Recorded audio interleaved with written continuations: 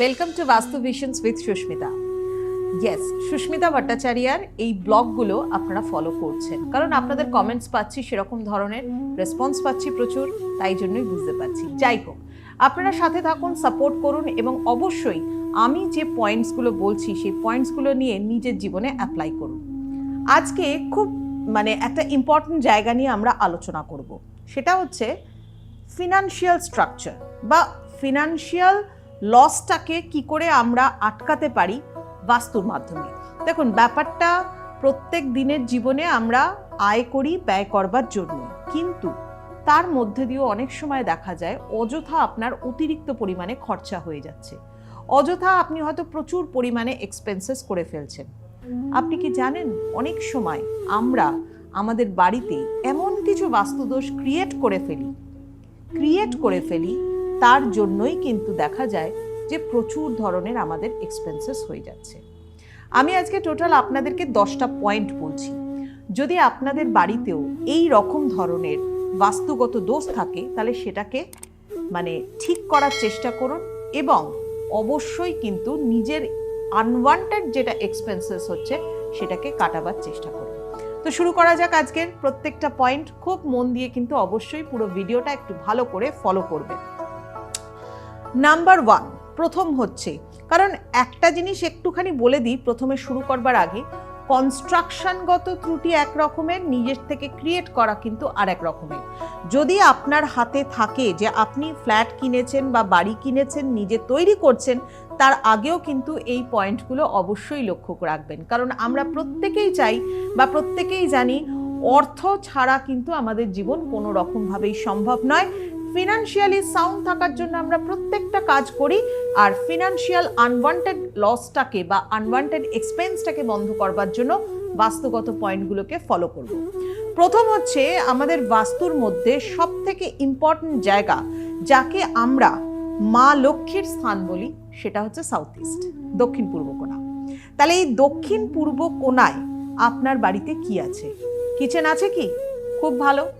যদি না থাকে বেডরুম আছে কি? তাহলেও খুব ভালো।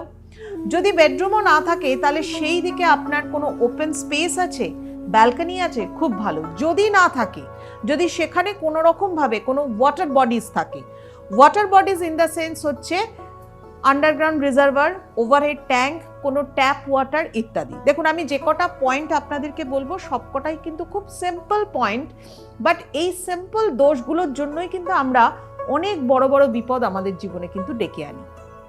আশা করি বুঝতে মোটামুটি সকলেরই খুব সুবিধা হবে। তাহলে দক্ষিণ পূর্ব কর্নারে কোনো ওয়াটার বডিজ রাখবো না।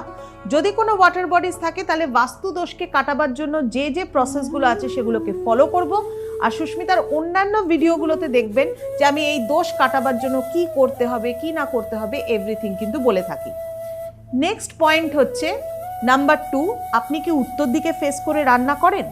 যদি আপনি উত্তর দিকে ফেস করে রান্না করেন তাহলে কিন্তু টাকা পয়সা যেরকম আপনার জলের মতো বেরোবে, তার সাথে সাথে কিন্তু মেন্টালি, মানসিকভাবে ভীষণভাবে আপনি কিন্তু ডিস্টার্ব থাকবেন।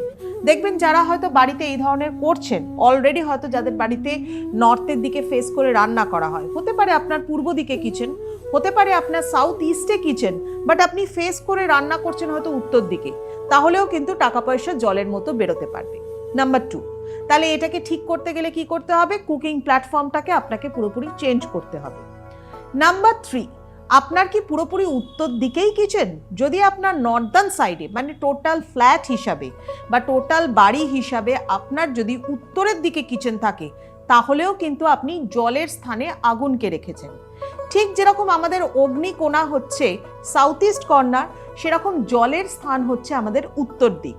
আর এই উত্তর দিকে যদি আপনি আগুনের স্থানকে রাখেন, কিচেনের স্থানকে রাখেন, তাহলে কিন্তু কি হবে? টাকা পয়সাও আপনার জলের মতো বেরোতে থাকবে। দ্যাট ইজ নাম্বার 3 গেল। Number 4, south east. আবার ফিরে আসি সাউথ ইস্টের দিকে। সাউথ ইস্টের দিকে কি আপনার কোনো রকমভাবে টয়লেটের পজিশন আছে? কোনো স্লোপিং আছে? স্লোপিং ইন দ্য সেন্স হচ্ছে কোনো ড্রেনেজ সিস্টেম, যেটা আপনার সাউথের দিকে হয়তো ড্রেনটা আউটলেটটা হয়তো সাউথের দিকে রয়েছে, তাহলেও কিন্তু ড্রেনেজ অফ মানি হতে পারে। টাকা পয়সা কিন্তু জলের মতো বেরোতে পারে। অনেক মানুষের বাড়িতে এই প্রবলেমগুলো কিন্তু আছে এবং অনেকেই আমাকে, আমার ক্লায়েন্টরা বলেছেন যে ম্যাম যদি একটু খুব সিম্পলভাবে সহজভাবে সবাই যদি আমরা এই ব্যাপারগুলোকে জানতে পারি, আমরা কিন্তু অনেক বেশি কনসিয়াস হতে পারি, আমরা প্রিকশন নিতে পারি যে না এরকম ধরনের করব না। বাদ বাকি সমস্যার জন্য তো আছেই সুস্মিতা, কিন্তু এই ধরনের প্রবলেম যাদের বাড়িতে আছে তারা সেটাকে ঠিক করবার চেষ্টা করুন।